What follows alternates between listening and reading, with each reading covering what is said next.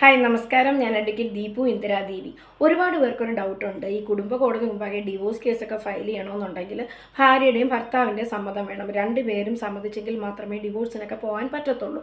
ഒരാൾ സമ്മതിക്കാതെ ഉടക്കി മാറി നിന്ന് കഴിഞ്ഞാൽ ഡിവോഴ്സ് ഒന്നും ഒരിക്കലും പറ്റത്തില്ല.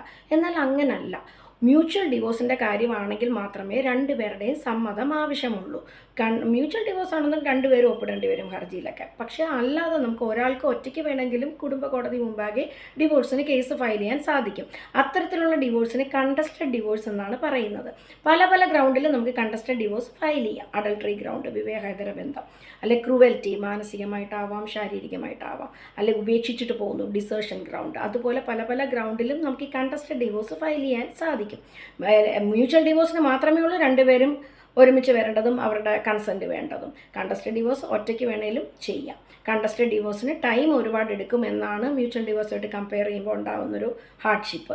സമയം ഒരുപാട് എടുക്കും. കാര്യം വെച്ചാൽ വർഷങ്ങളോളം ചിലപ്പോൾ എടുക്കും, 3 കൊല്ലം അതിന് പുറത്തൊക്കെ എടുക്കും.